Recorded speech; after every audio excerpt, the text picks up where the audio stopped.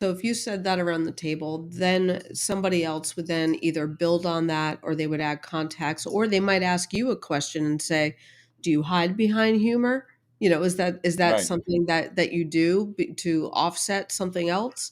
And then next thing you know, we're starting to talk And and it gets get deep. deep, right? So I think the thing that I love most about doing these dinners is that we don't just get it's not a question asked and an answer. You get stories, you get Hmm. anecdotes, and you get memorable context. And what that does, that's like the gold that Of CMOs are course. looking for in their Real in their truths, marketing. Yeah, right? They want and the real truths. They don't want some like just generic focus group truth. They want to hear deep, those deep insights. And going back to something you said before, I mean, I've been to my fair share of these events too, both professionally and socially too, within different men's group and other activities I'm involved yeah, with. Is strategic icebreakers, right?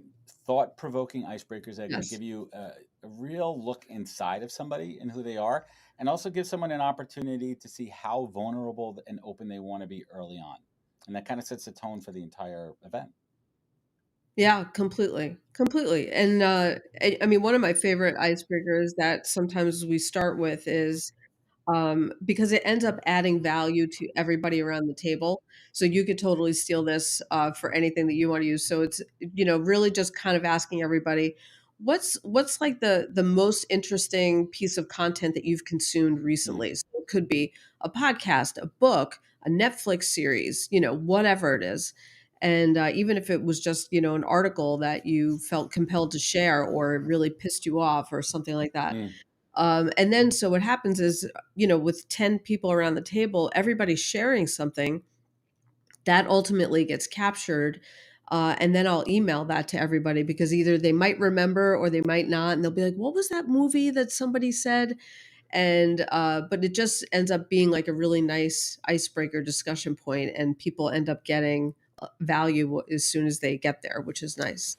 Jacqueline, in your space and the work that you do, where do you see the biggest challenge to overcome when working with these brands too? Are they trying to sometimes infuse your agenda too much? Are they not willing to let go of quote unquote control and let you do your thing?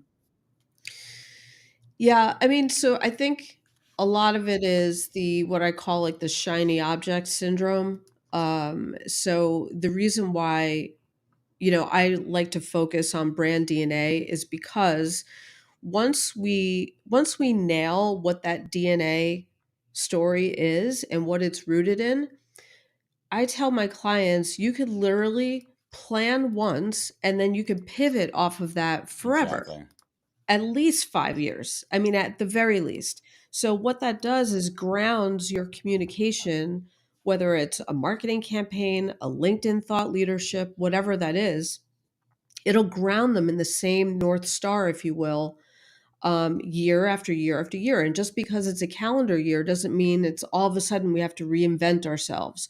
Or it's like, Right. oh, how do we talk about AI? And it's like, well, you're a cereal company. Why would you talk about AI? Yeah, So, it doesn't align with anything that you need to speak about. So, Jacqueline, what's on your plate for this year, trend wise? What do you think is going to be the big standout trend when it comes to marketing insights? yeah, I mean, I think, I'm just mentioned AI, and I can't help but say that it's still going to be a topic this Of year. course. But I think the thing that we find with, especially with B2B marketing trends, is that uh, with any trend, there's usually like the flip side of the trend.